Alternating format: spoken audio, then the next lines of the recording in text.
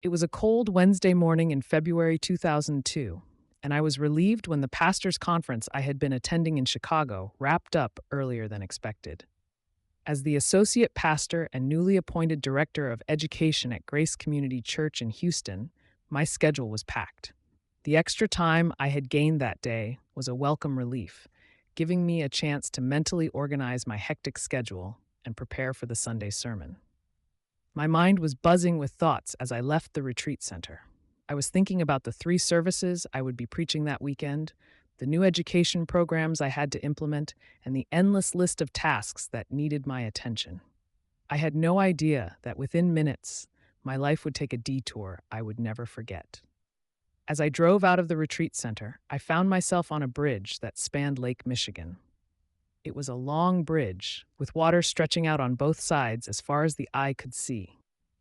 The day was cold and gray, and the road was slick from the light snow that had been falling since dawn. I was almost at the end of the bridge when it happened. Out of nowhere, a massive tractor-trailer truck, owned by the Illinois Department of Transportation, crossed the center line and barreled straight toward me. There was no time to react, no time to swerve or avoid the collision.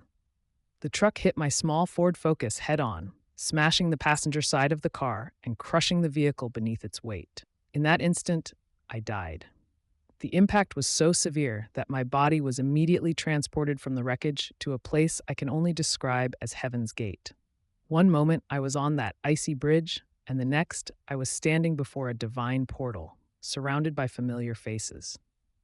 It was an instantaneous transition, like being pulled from one reality into another. As I stood there, I realized that I recognized everyone around me. They were relatives who had passed away years before, friends from high school who had died too young, even teachers who had guided me in my youth. They were all there, smiling, embracing me, welcoming me with open arms. Their faces were filled with a joy and peace that I had never seen before, and they were ready to take me through the gate of heaven. Looking over their heads, I saw the gate itself, a massive, magnificent structure that seemed to be sculpted from mother of pearl. It was more beautiful than anything I had ever imagined, shimmering with a light that was almost too bright to behold. The light emanating from beyond the gate was so pure, so intense, that I knew it could only be seen with a heavenly body.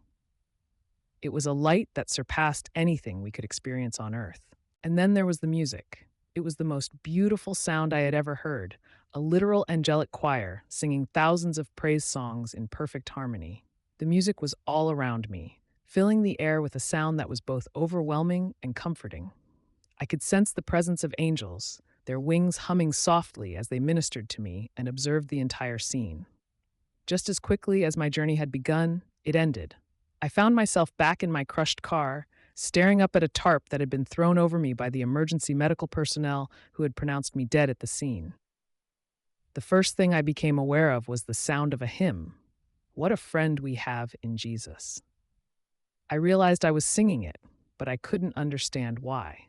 I was in total darkness, yet I knew it was around noon when the accident had occurred.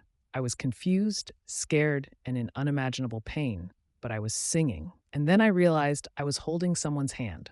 As it turns out, that hand belonged to Pastor David Monroe from a nearby town, who had also attended the pastor's conference. He had come upon the accident just moments after it happened. Despite being told by the paramedics that I was dead, David felt an overwhelming compulsion to stop and pray for me. It was like a force beyond my control, David later told me. The Lord impressed upon me, with a sense of urgency, that I had to pray for you. David laid his hands on me, praying fervently for my life, for my healing, and for God's intervention. He prayed specifically that I would have no internal injuries and no head trauma. Then he began to sing, and somehow miraculously, I began to sing with him. I was rushed to Memorial Hospital in downtown Chicago, and though I had suffered no head or internal injuries, an absolute miracle considering the severity of the crash, my body was shattered. Virtually every bone was broken. My left arm and leg were severed, and my life was hanging by a thread. When I regained consciousness, I found myself in a hospital bed, my body a maze of bandages, casts, and tubes. The pain was unbearable, and all I could think about was the heaven I had just left behind. I wanted to go back. The beauty, the peace, the love, it was all so real, so perfect. As much as I loved my family and friends, I knew that they would join me in heaven one day. I wanted to return to that place, to be with those who had welcomed me with open arms. But the prayers of my loved ones, the relentless love of my family, and the grace of God pulled me through. I spent 4 months in intensive therapy, enduring countless surgeries and battling life threatening infections. Twice, the doctors told my family to prepare for the worst, but each time, by the grace of God, I pulled through. My story is a testament to the power of prayer, the reality of heaven, and the boundless love of God. If this story has touched your heart, I encourage you to subscribe to our channel. Join our community of believers who have experienced the miraculous and the divine. Hit the notification bell so you never miss a new story of hope, faith, and inspiration. Together, let's continue to share the incredible ways that God moves in our lives. Subscribe now and be part of this journey to spread His love and light.